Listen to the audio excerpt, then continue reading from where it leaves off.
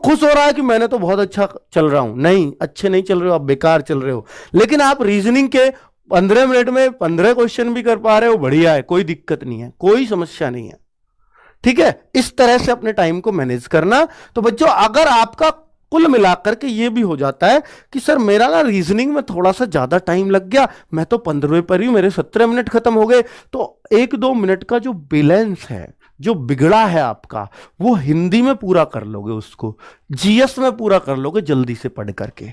लेकिन अगर हिंदी जीएस पहले ही कर लिए तो आप अपना बैलेंस नहीं बना पाओगे पेपर में। ये पहले कर लिए, अब मान लो इनमें ज्यादा टाइम दे दिया, रीजनिंग को कम बच रहा, मैथ से बैलेंस बन रहा, मैथ तो और अपना टाइम और दूसरे का भी खा जाएगा। मैथ तो ऐसी चीज है। तो इसलिए मैं आपसे कह रहा हूं कि सबसे पहले रीजनिंग करना।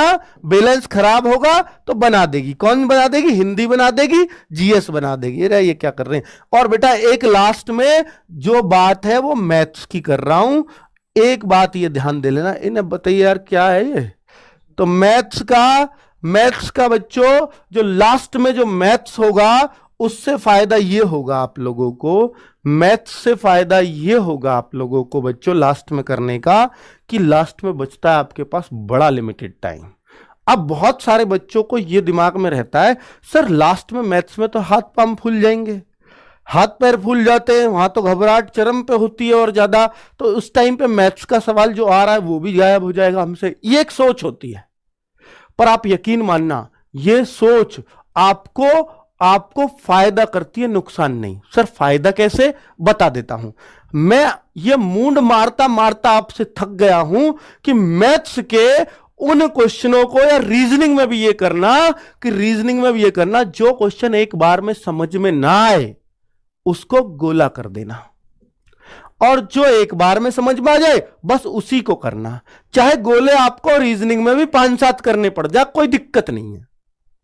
चाहे मैथ में आपको और 8-7 क्वेश्चन पे करने पड़ जाए, कोई दिक्कत नहीं है। पर आप यूं समझ लेना, आपको टारगेट ये लेके चलना है, पूरा पेपर मुझे 50-52 मिनट में करना है। 7-8 मिनट उन रिव्यू वाले क्वेश्चन को देना है जिनको मैं छोड़ के गया हूं। बच्चों ज्यादा छोड़ना चाहे कितने ही, कोई दिक्कत नहीं, 7 से ज्यादा गोले नहीं होंगे आपके रीजनिंग में। 8 और 8-7 15। इन 15 क्वेश्चनों के लिए अगर आपने 8 मिनट भी बच रहे हैं, ध्यान देना मेरी बात पर, 15 क्वेश्चन के लिए 8 मिनट भी बच रहे हैं, और आप इनमें से 8 भी कर गए, और निश्चित तौर पे कर जाओगे कि उस टाइम पे प्रेशर नहीं है पेपर पूरा पढ़ा है कि नहीं, क्योंकि लास्ट में प्रेशर खत्म है बच्चों। उन 8 मिनट में ये दिमाग में आएगा आपको कि यार पेपर तो हो ही गया है, अब इनमें से जो हो जाएगा मेरे लिए बोनस है। उनमें कॉन्फिडेंस चरम पे होता है। उन 8 मिनट को बचा लेना अपने रिव्यू क्वेश्चन के लिए, ये टारगेट लेकर के जाना। एसएससी जीडी का एग्जाम जैसा कि आपने जैसे आया है, तो बच्चों के अंदर कुछ ना कुछ चीजें चल रही हैं कि क्या एक दिन पहले जो क्वेश्चन पूछे गए थे क्या वो क्वेश्चन रिपीट होंगे।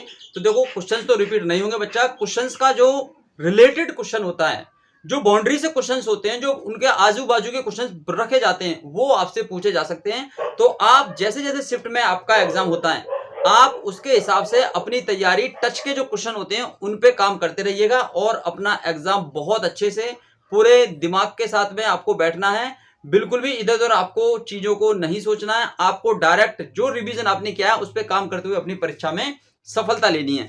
ठीक है। और देखो सबसे बड़ी बात, जो बच्चों का कहना है कि जो वेटेज है वो सबसे ज्यादा किसका रहा है ऐसे जीडी के अंदर जो अभी चल रहे हैं एग्जाम, तो यहाँ पे जो वेटेज सबसे अच्छा है वो अच्छा है भाई आपका हिंदी और रीजनिंग का। हिंदी और रीजनिंग के अंदर आप अच्छे से अच्छा स्कोर कर सकते हो, ये स्कोर आपकी मुट्ठी में है। मैथ के अंदर भी आप लोग अच्छा स्कोर कर सकते हो, बशर्ते आपकी प्रैक्टिस होनी चाहिए। कैलकुलेशन पे आप अगर काम अच्छा करना जानते हैं, प्रैक्टिस आपकी अच्छी है, तो मैथ के अंदर भी बच्चे 15, 16, 17 क्वेश्चंस बना के आ रहे हैं। समझ रहे हो।